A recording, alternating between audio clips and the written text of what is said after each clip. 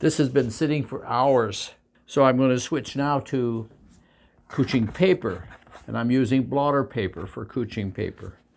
The process is the same as before, where I'm going to be alternating a piece of my paper, my new paper, with pieces of couching paper. So again, it's couching paper, my made paper, couching paper, and so on until you make a post. And the post goes back into the press for further drying.